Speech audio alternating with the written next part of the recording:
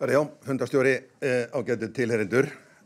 Mér datt í hug þegar Þorsteinn var að kynna hérna áðan að fyrir nokkrum árum þá var ég einmitt í byrjun veiðitíma í Elliðaánum, kom þangað niður eftir með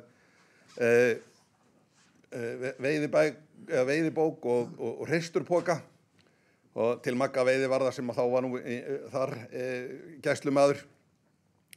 Og þegar meðan ég staldra þarna við þá kemur veiðimaður inn og hann fyrir að spyrja hvernig þetta, ég á veiði næsta laugardag, hvernig komin einhver fiskur í ána? Og Maggi sagði, nei, það allt steindautt. Og veiðimaðurinn sagði, ég átti nefnilega veiði hérna laugardaginn fyrir Vestlunumannahelgi og hérna á skiptunum fyrir næsta laugardag. Og Maggi sagði, anskotans asnertumaður, laugardagurinn fyrir Vestlunumannahelgi besti tíminn í Elliðaánum. Og hvernig óskopunum dattir þetta í hug? Og þá var svarið, ég gat ekki beðið. Þannig að það sumir spenntir fyrir sumrinu. En snúum okkur að hnúðlaxi. Þetta væntanlegur nytjastofnið erum við að tala um vágest. Hnúðlax af ætt Kyrrahafslaxa og tegundir Kyrrahafslaxa eru nokkrar. Og ganga í ár sem sagt Kyrrahafsmegin á meginlönd. Fyrsti hnúðlaxinn sem veiddist á Íslandi var 1960 í Hítará á Mýrum og sama ára þá veiddist líka hnúðlax í Skjálfandafljóti og þetta þótti náttúrulega til tíðinda og það var þannig að af því að hnúðlaxinn að hann með þessa einkennandi krippu sem kemur á hængana þegar fyrir að nálgast hrygningatíma, þá var það nú gjarnan þannig að menn þekktu hængana á þessum einkennandi hnúð en væntanlega hafa nú einhverjir fleiri hnúðlaxar verið að koma og menn hafa ekki þekkt hrygnurnar og í einhverjum tilfellum verið að rugla þeim saman við sjóbleikju. En lífsferill hnúðlaxins stuttur. Hann hrygnir síðsumars, hrognin í ánum yfir veturinn, klekjast að vori og ganga til sjávar. Og þannig það að það í rauninni sitt hvor stofninn á odda árinu og jafna árinu. Og ef við aðeins bara rennum yfir lífsferilinn þá sem sagt hann tekur vöxt sinn út í sjó. Hann að ganga í ár í júlí og ágúst, hrygnir síðsumars. Hrognin eru grafin í mölina yfir veturinn og klakið síðan að vori. Hrogn hnúðlaxins eru stærri heldur en Atlantshafslax og þannig að seiðin hafa meiri orkuforða þegar þau klekjast heldur en okkar lax og eins það að hrygning að klaktíminn lengri heldur en hjá okkar laxi að okkar laxfiskar eru að klekjast út á svona cirka 420 til 440 gráðudögum en það svona það bil 660 gráðudagar hjá hnúðlaxi. En hér bara fyrst það sem að menn sáu hnúðlax 1960 og 61 að þá var að koma hnúðlax inn á Austfirði og Norðurland. Stærðin á þeim sem bara eins og við erum að sjá að núna frá einhverjum 45 cm upp í 60 og frá einhverjum cirka kílói eða tæpu kílói upp í 2,5 kíló. Þannig að hnúðlaxinn að vaksa gríðarlega mikið, seiðin ekki nema gramm þegar þau ganga út og einu ári þau að ná stærð sem alltaf 2,5 kílói. En ef við spyrjum hvaðan kom hnúðlaxinn? Að útbreiðslan í Evrópu hófst þegar að Rússar fluttu frjóvguð laxahrogn frá Kyrrahafsströnd Rússlands við Okhotskahaf á 7. áratug síðustu aldar og fóru að sleppa í ár við Hvítahaf og á Kólaskaga. Og þetta var tilraun til hafbeitar, einfaldlega til þess að auka matvælaframleiðslu í Rússlandi. Og fyrstu laxarnir úr þessari ræktun að þeir veiddust 1960 en sleppingum á þessum stofni var síðan hætt 79. Þær sleppingar hófust síðan aftur 85 og þá var náð í annan stofn í Kyrrahaf til Magadan og sem lá talsvert norðar heldur en það sem var náð í fyrstu og þessum sleppingum var síðan hætt 1999, þannig að allir hnúðlaxar sem að veiðast núna að þeir eru semst úr hrygningu undan þessum löxum. Við höfum verið að sáum hnúðlaxa í ám hér alltaf af og til, stundum komi í veiðiskráninguna einn, stundum engin, og þetta var svona tilfallandi og ekki nein merki það að hnúðlax væri að ná uggafestu hér í okkar ám, þangað til að við sáum að 2015 kom aukning, 2017, 2019 og síðan 2021. Og ef við horfum á útbreiðsluna þá voru flestir hnúðlaxarnir og eru að koma hér upp á Norður- og Austurlandi, en útbreiðslan hefur aukist og núna komin í, það eru til skráningar úr 60 til 70 ám allt í kringum landið.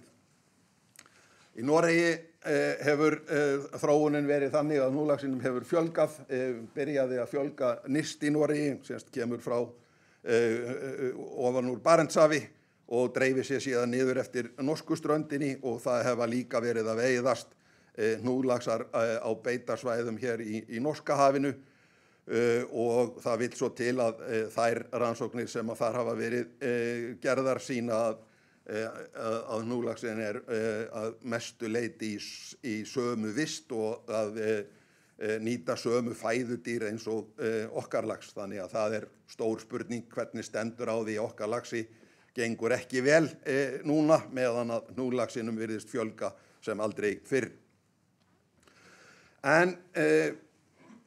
En hvað svo? Við vorum að sjá hér aukinn fjölda af hnúðlaxum, og þá fóru menn að spyrja hvað verður næran einhverju útbreiðslu hér hjá okkur.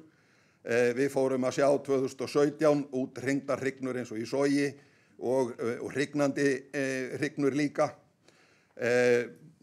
Spurningin var svo, myndi hnúðlax ná að mynda stofna í okkar ám, og vorið 2022 að þá vorum við í samstarfi við pólskan postdoc-nema sem var með styrk frá Evrópusambandinu í að kanna útbreiðslu á hrygningu hnúðlaxa. Hann kom hér og við reyndum dálítið blint í sjóinn, byrjuðum á því að fara upp í Botnsá í Hvalfirði, þar sem höfðu verið skráðir í veiðibók 6 hnúðlaxar í veiði 2021. Lögðum gildrur sem eru svona eins og í laginu svipað eins og hávar sem eru notaðir til að safna svif sínum í sjó, og viti menn að eftir fyrstu nótt að þá veiddum við gönguseiði hnúðlaxa á niðurleið, og heilt yfir að þá veiddum við hátt í 600 hnúðlaxaseiði þarna á einhverjum 3 nóttum sem að voru á leið til sjávar. Við prófuðum að setja gildrurnar niður við skugga í Grímsá, eða þar sem Grímsá fellur út í Hvítá. Þar fundum við líka hnúðlaxaseiði, verðum okkur yfir í Langá, þar höfðu við sést 15 hnúðlaxar ganga í gegnum teljarann í Sjávarfossi, og einn af þeim var veiddur þar fyrir ofan, og þar fundum við hnúðlaxaseiði. Gönguseiði hnúðlaxa ekki stór, rétt rúmir 3 sentimetrar og það bil 1 gramm. Það eru silruð, og þegar maður horfir ofan á þá eru þau dökk en silruð á hliðum, og við sáum það þarna í Botnsáni líka að það voru að urriðin sem þar var, og einhvað af þeim voru sjóbirtingar, að þeir voru að gæða sér á hnúðlaxaseiðum, og það inn í gildrónum, kannski náðu þeir þeim þar, en mögulega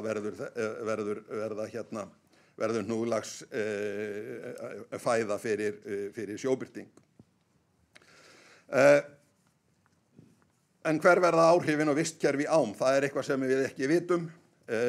Það lengri reynsla af hnúðlaxi í ám í Rússlandi, og Rússar segja að hnúðlaxinn bara neðst í ánum, á svona neðstu 35 kilometrónum.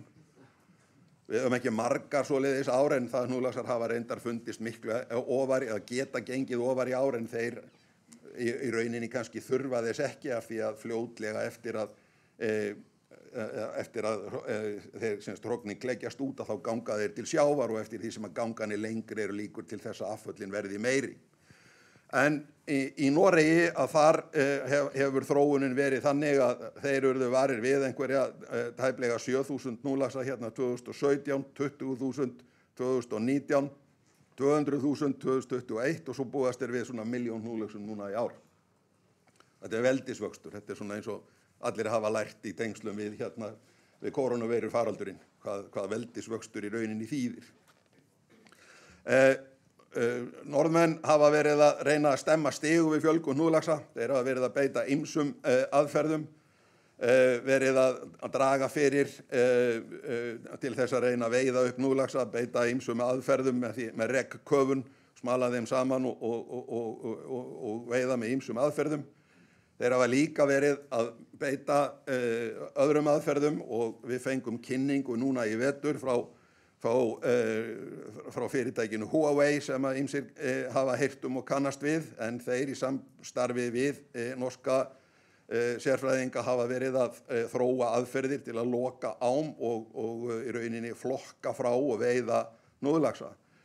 Það þarf að gera með því að setja fyrirstöðu, gildru, og þetta er í á sem að heiti Stúrelva og þar var komið fyrir eins konar gildrubúnaði með svona leiðara göngum sem að fiskar ganga inn í. Það er op sem er með svona fellihurð og síðan búr til þess að fanga hnúðlaxa. Það er myndavél með gervigreind sem að tekur mynd af þeim fiskum sem að koma fyrir framan linsuna og á 5 millisekúndum er flokka hvort hnúðlax er að ræða eða atlasafslax og ef það er atlasafslax þá er opnað en hnúðlaxinn gengur hér inn í gildru. Það eru til ýmiss konar aðferðir og gildrubúnaður sem að Norðmenn hafa verið að prófa meðal annars að vera með svona gildrur úr plaströrum sem eru kannski einfaldari í uppsetningu og rekstri heldur en að setja mannvirki eins og við höfum verið að gera hér, þannig að það er allra athygli vert að horfa á hvaða leiðir menn eru að fara. En síðan hvað gerist hér á landi? Það er alveg ljóst að núlaxinn er framandi tegund. Við eigum von á auknum fjölda núlaxa núna í sumar og það verður væntanlega áfram. Spurningin er, getur hann orðið nytjastofn? Mögulega í einhverjum ám. Hnúðlaxinn getur breytt ímynd á að pirra veiðimenn, hann truflar laxinn sem veiðimenn er að sækjast eftir, en síðan er það spurning, verður hnúðlax flokkaður sem framandi ágeng tegund og ef svo er að þá ber viðkomandi löndum samkvæmt alþjóðasáttmálum að gera eitthvað í málinu og reyna að stemma stigu við þeim. En veiðiréttar hafa áhyggjur af því, hann hafi áhrif á ímynd, hann truflar veiði, hefur áhrif á stofnstærðir og tekjur af veiði og 2021 þegar var vart við hnúðlaxa þá vildu menn sækjast eftir leyfi Fiskistofu til þess að fjarlægja hnúðlaxinn en þá kom í ljós að lagaheimildir voru ekki til staðar því að hjá okkur var bara lax sem að megin þýðir atlasafslax. Þannig að það þarf að skerpa á því og breyta lögum þannig að og núna fyrir Alþingi liggur frumvarp það að setja inn bráðabirgðarákvæði sem að heimilar eða getur á heimilar Fiskistofu að leyfa veiðifélögum að veiða hnúðlaxa með ýmiss konar veiðitækjum. En með þessari mynd úr Botnsá þá þakka ég fyrir.